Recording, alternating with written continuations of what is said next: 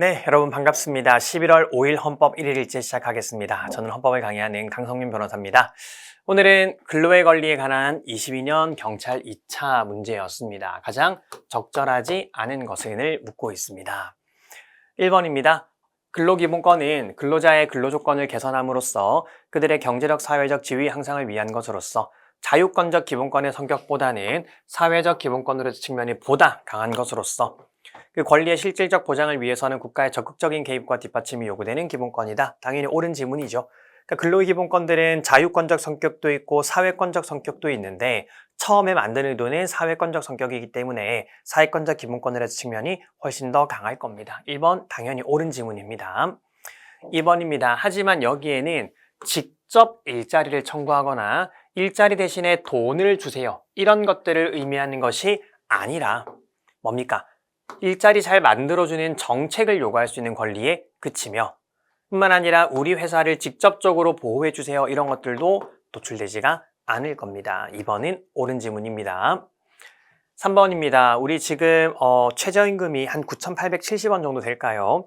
어쨌든 이거를 그냥 간단하게 월로 환산하면 200만 원 정도 된다고 생각을 해봅시다. 최저임금이 너무 급격하게 좀 많이 오른 감이 있습니다. 근로자들에게는 도움이 되겠지만은 이 사장님들, 사용자 입장에서는 부담이 많이 될 거예요. 그래서 우리가 최저임금을 올리면서 사용자의 부담을 덜어주는 정책도 하나 마련을 합니다. 만약에 사용자가 월급을 180을 줘. 최저임금보다 안 되죠. 근데 매월 정기적으로 20만 원씩 상여금을 줘. 그러면은 요거를 합하면 200만 원이 되잖아요. 이것도 최저임금을 지킨 걸로 봐주겠다라는 거예요. 3번입니다. 매월 1회 이상 정기적으로 지급하는 상여금, 정기적으로 지급하는 상여금을 최저임금에 산입하도록 하는 것은 사실 근로자들 입장에서는 200만 원 받고 20만 원 더 받으면 좋기는 하겠지만 그러면 사실 사용자들의 부담이 너무 커지기 때문에 고정적으로 받는 금액은 최저임금에 포함을 시키겠다라는 거예요. 따라서 근로의 권리를 침해하지 않는다. 옳은 지문이고요.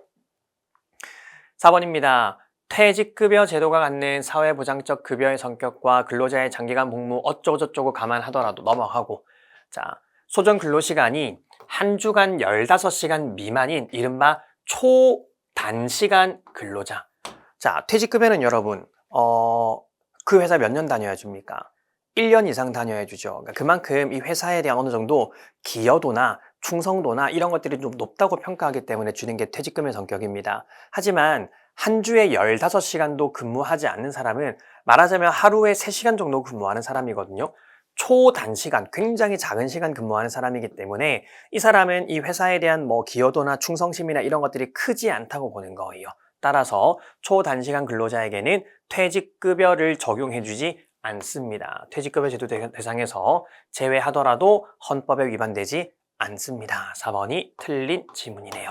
그래서 오늘 문제 정답은 4번이었습니다. 자, 오늘도 고생하셨습니다.